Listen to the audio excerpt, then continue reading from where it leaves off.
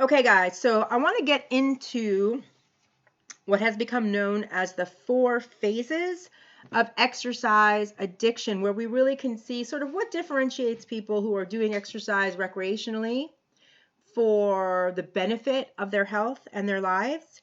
How do we get from that to an at-risk person? How do we get from that then to somebody that we would consider to be problematic exerciser, just like a problem drinker? And then finally, phase 4, which is known as exercise addiction phase. So we're trying to take ourselves through sort of the different phases where a person can start out as one thing and then move into a risk category, then move into a problematic category, and then be bona fide addicted to exercise. It doesn't mean everybody will progress through these phases in this way. Some people will remain at one phase or the other phase. But I want to take you through this. Now, this video will focus on the next 2 slides, and then we're going to get into some biological theories of why some people might sustain problematic patterns of exercise, just like we talked about for drug and alcohol addiction, why people might sustain use of drugs and alcohol despite some adverse life consequences and otherwise, and health consequences. So let's talk about this 4 phases, so-called, of exercise addiction. This is going to cover slide 10 and 11. Okay, so we're on slide 10 right now. 4 phases of exercise addiction. How should we distinguish healthy exercise from exercise addiction? That's the question many people ask. Isn't exercise supposed to be good for you? Wait, if I'm doing it too much, that means I'm addicted? What does that all mean? To experience the health benefits of exercise, of course, you do need to engage in the behavior relatively frequently and for an extended period of time. So that makes it even more difficult for people to wrap their head around the idea that one could become addicted to this exercise behavior. Now, important thing to say here is that healthy exercise patterns can, to some extent, share the characteristics or attributes of an addiction. Tolerance is inevitable, sort of in the traditional sense of the word when we talk about addiction, right? You're going to have to run a little bit farther or lift more weight to continue to see results once your body becomes accustomed to a particular form of exercise. You build endurance over time so you can run longer. Your muscles will habituate to the same amount of weight. So you have to step it up, so to speak, to get further changes in your body. And also to feel gratified subjectively by a workout. Once your body's getting accustomed to a certain level of aerobic and anaerobic activity, if you kept it there and didn't change, you wouldn't get as much out of it because you're not even working as hard anymore, right? Because your body's getting accustomed to it and more efficient in those previous workouts. Also, normal, quote, exercise does not always mean you're avoiding negative consequences.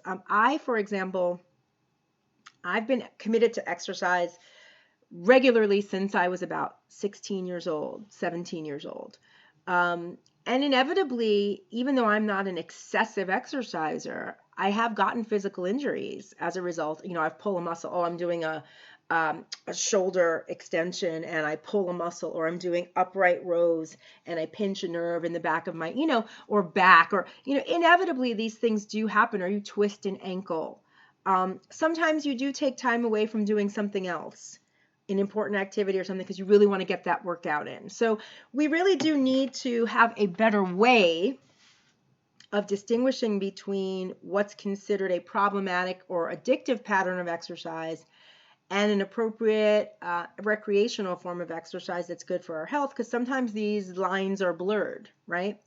So Freymuth and colleagues have come up with sort of clinical heuristics, as they call it. Heuristics are rules of thumb, right?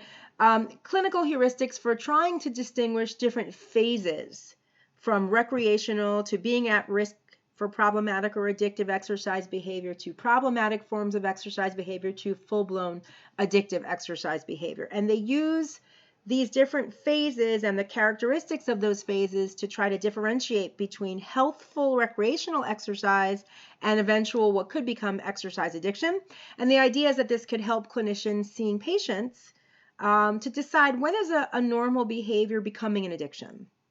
When is an addictive behavior returning to normal? When are people who were addicted to exercise able to go back to a recreational, healthful form of exercise. Because ultimately, we don't want people to stop exercising. Exercise is good for your health and is associated with later mortality, right, and longevity. The goal is not to stop people from exercise. If anything, we are a very sedentary country. The U.S. has a large number of persons who live what we call a sedentary lifestyle. They don't exercise enough. So we don't want to end it. We want to make sure people remain engaged in it, but in a healthful way. Each phase is divided into 3 components that define that phase. Motivation, which refers to why the person is doing the exercising in a given stage. Consequences, so consequences of the exercise behavior in that stage. And the frequency with which the behavior is being engaged in and the person's control over the behavior in that stage. So that's how Freymuth and colleagues have defined the differences across each phase of the exercise process leading up to possible addiction. So on slide 11, you will see I pasted in a schematic for you from a publication by Freymuth and colleagues in 2011.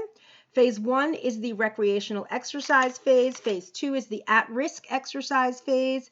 Phase 3 is considered the problematic exercise phase, and phase 4 is considered the full-blown exercise addiction phase. So I want to spend some time going through the differences across these different phases. So phase 1, recreational exercise, this is considered the healthy exercise form. This is a phase where people are exercising primarily because the activity is pleasurable and it is rewarding both psychologically and emotionally and physically. So in this case, for example, people are pleased that they're getting stronger, that they're starting to look leaner, they're fitting in their clothes. They like, for example, running outside in nature because it's a chance to enjoy the outdoors.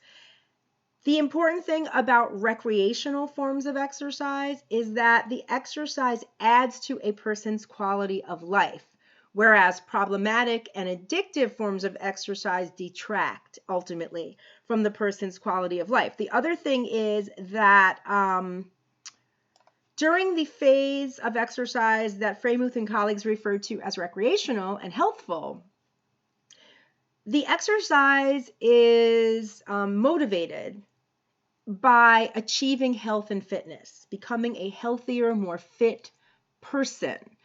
Furthermore, the person is in control of the exercise behavior. They stick to their schedule, they don't exercise more than intended, and they still get other things done in their lives that they need to do. They still spend time with friends and loved ones. They're still getting their work done for work or their schoolwork done for school. And they are also able to stop when planned. If they say, I'm only going to go to the gym for an hour because I have other things I have to do today, they go for an hour and then they move on and do other things. Okay? Also, with recreational exercise, negative consequences are rare, although sometimes they're inevitable, right? And if they do happen, it's a direct outcome of the exercise itself, like a sore muscle or a sprained ankle. Phase 2, then we get to the at-risk phase. Here, people are not yet considered problematic or addicted, but they're at risk for moving to that more health-detracting level of exercise use. Here we have people who, on the one hand, when you are in the recreational phase previous to the at-risk phase and you exercise because it's intrinsically rewarding, meaning the exercise itself gives you a feeling of accomplishment and pleasure, you are also possibly at risk because it exposes you to mood-altering effects of exercise, right? So in the recreational phase, you're doing it because you're getting a benefit from it, and it's adding to your life and your health and fitness, but you might also be noticing that it helps alleviate stress, for example. It helps alleviate anxiety. It helps alleviate depression. And once you start to think about it that way, you could become at risk for relying too heavily on exercise to avoid problems, to avoid emotions that are uncomfortable that you really need to deal with to make your life better, right? Exercising to increase positive affect like self-esteem and things like that are great. If you start to exercise only to control negative affect like depression and anxiety, you are at risk for starting to use exercise to deal with your problems and not confront them. And that's something that could happen at the at-risk phase of exercise. And actually, on the next slide, I'm going to talk a little bit about the biochemical, biological theories of why people might become at risk for beginning to use exercise as a mood stabilizer or to regulate and manage moods. There are some chemical changes that happen in the body and the brain that we'll talk about on the next slide that help to explain why this could begin to happen. Now, other than that, we have to be concerned. Remember, the at-risk person is somewhere between the recreational person and the problematic behavior person, right? So they're not quite, they might return to purely recreational use, or they might move to a more problematic engagement in exercise. And the key here is really about whether or not the individual starts to rely too frequently on exercise to cope with internal distress states. And then it might become more frequent, less well controlled by the individual, and a sole source of managing unpleasant feelings rather than something that adds to their life, improves self-esteem, improves health, and so forth. And when the behavior becomes sort of a sole means of coping with internal states that are uncomfortable emotions, etc., the person could be at risk. In terms of observable signs, an important observation for people in that sort of transitional phase from at risk to potentially early addiction to exercise is they start to have periodic loss of control over the exercise behavior. And they're starting to exercise for longer periods of time than intended, and it's starting to bleed into their other life responsibilities or their other life intentions, right? In addition to that, negative consequences are becoming more frequent. And it's starting to create more problems. So they're starting to have more joint problems, spraining things more, having more problems in their exhaustion levels, things like that. So this is the phase where it's sort of a turning point to determine whether or not the individual will remain recreational or move to a more problematic form, because they're starting to use the exercise perhaps too frequently to control negative emotional states, and then they might begin to rely on it too much for that, and then that starts to create other problems physically and detract from their ability to get other things done, and they're not able to control it or compartmentalize it as much as they did in the recreational phase. So then we move on to phase 3, which is the problematic exercise phase. And as indicated in the schematic on slide number 11, here, life is organized around the exercise, right? It's part of the daily life of the individual. They are now negative effects, both physical and social in nature. So now the exercise people are beginning to basically organize their lives around the exercise. It's becoming the primary part of their lives, and everything else is in service to it or enslaved to it. Now, again, this is not full-blown addiction, but the person here is moving to a problematic use of exercise where they could be at risk to move from there to addiction. So whereas recreational exercises, let's try that again. Whereas recreational exercisers are integrating their exercise into other aspects of their lives that are important and serve their well-being, people who have moved into the phase of problematic exercise are really starting to organize their day around their exercise. And their exercise regimen is becoming more and more rigid. So if somebody asks you to do something, you're like, well, it depends because I have to exercise at this time.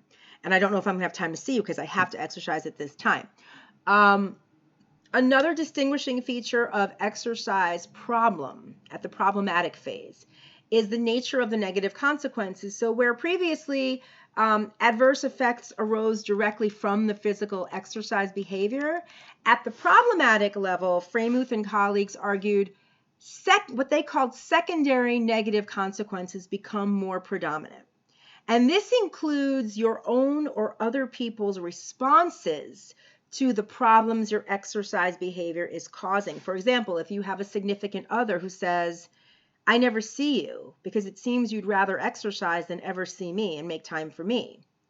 Or you used to run with your friends and it became a social activity as well as a physical activity. Now you do it completely alone and not with other people. In addition to that, in the problematic phase of exercise, the behavior's continuing despite the person meeting their stated goal. Kind of like a problem drinker who says, I'm only going to drink X amount, and then they keep drinking. So they might say, I just need a few drinks to take the edge off. It's been a rough work week. Then they have a few drinks and they've relaxed and they're still drinking anyway. Same kind of thing in the problematic exercise phase. Somebody might say, I want to meet my goal of running 5 miles. Then they meet their goal of running 5 miles and they run another 5 miles. And they don't seem to be able to stop at their goals and they keep exceeding them. Even after they say they're gratified by reaching the goal. Another common characteristic of people who've reached the problematic level of exercise use is that they're really starting to make it less of a social activity and more of an isolated activity. And that's it's not quite the same, but you can think of it as problem drinkers who always drink alone. And it's never because it's part of a social activity or going to a party or meeting friends. It's always alone. And again, using that example I said a little bit earlier, someone who used to run with friends or train with friends and it was social and physical, they never do it with anybody else anymore. They always do it on their own because they're so rigidly focused on doing it. The other thing is that maintaining control over the behavior in the problematic phase is getting ever more difficult. And so in this problematic phase of exercise use, withdrawal symptoms start to set in when the person doesn't exercise. And that's why they're having more difficulty controlling its frequency. Because when they don't do it, they either feel physical consequences like fatigued, drained, unmotivated, psychological and emotional consequences where if they don't do it, they feel depressed, they feel anxious, they feel stress. And so now, kind of like with drug and alcohol addiction, where even if the person wants to stop, they inevitably go back because the withdrawal symptoms have set in. Same thing here. At the problematic phase, people are exercising more frequently than they want to and not able to control that frequency because they're trying to use the exercise now to ward off some negative withdrawal, unpleasant symptoms. Now, of course, I want to point out again, there is still a lot of debate in the clinical field that a behavioral addiction, be it sex, be it exercise, be it food, be it whatever, has the same kinds of classic tolerance and withdrawal symptoms as drugs and alcohol can produce. So I want to throw out there that this is still a controversial idea. But having said that, there is, at least with exercise behavior, good evidence in the literature that aerobic exercise that increases your oxygen consumption and intense use of large muscles is associated with changes in the brain, a biochemical underpinning, specifically endorphin release. And endorphins are part of our sort of natural pain-killing chemicals. So if your body downregulates by doing less exercise and it's become accustomed to, endorphin production might drop, and then you might actually feel a withdrawal physically, much like people with dopamine and serotonin that we talked about with drugs. When they stop, feel withdrawal as a result of those pathways in the brain being changed. Withdrawal from exercise in the problematic phase includes things like irritability, people not feeling like themselves, and they're no longer, in the at-risk phase, people were starting to exercise to regulate mood.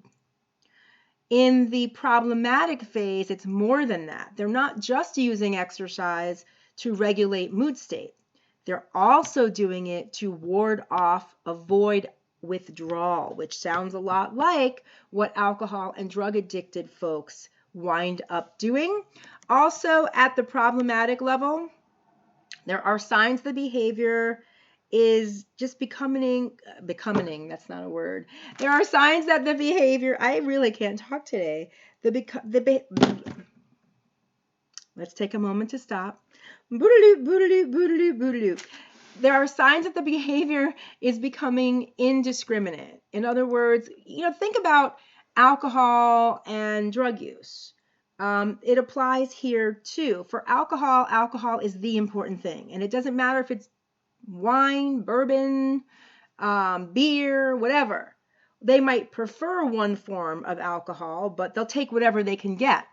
Similarly, with the exercise addicted person who's almost at addiction and in problematic behavior, moving towards addiction, it becomes indiscriminate, meaning they'll do any form of exercise and as many as they can in order to avoid the withdrawal symptoms, even if they didn't do that exercise before, because they can't deal with the idea of not exercising. So somebody who, for example, prefers to run, but they can't run because they've created joint problems from running too much or sprained something, they'll find any other form of exercise possible because they can't stop for any length of time without those withdrawal symptoms taking place, and they'll start doing more weight training or something else to compensate rather than resting, rather than just taking a break.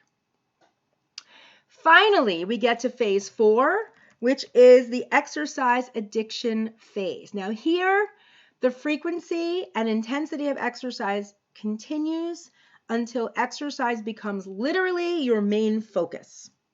The addicted athlete, for example, feels a rush and a sense of gratification, but continues to run further and further and further and further, lift more and more and more and more weights, attend more and more and more and more classes at the gym. Kind of consistent with drug and alcohol addiction, a behavior that became a way to make life more fulfilling is now making life unmanageable. And just like the drug addicted person who, remember, starts out because of positive reinforcement, because it adds something pleasurable, and then later continues because of negative reinforcement because they can't function without the alcohol or drug. Similarly, the exercise person who has reached phase 4, exercise addiction, is now in that state where the exercise is the only way to function. And if they don't, then the withdrawal symptoms become too much to bear.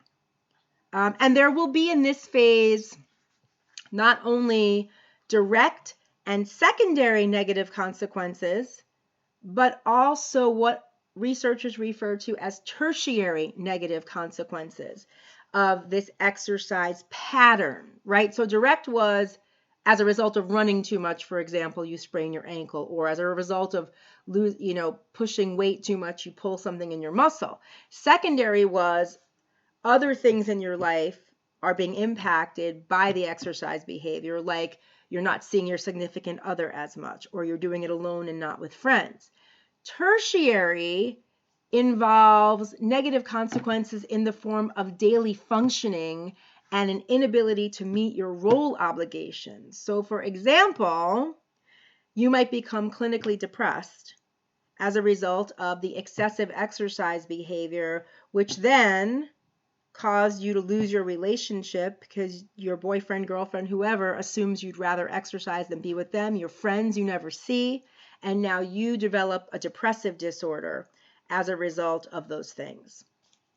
And you're not able to even get your work done, let's say, because you're constantly at the gym, or you're missing deadlines for schoolwork because you're constantly working out.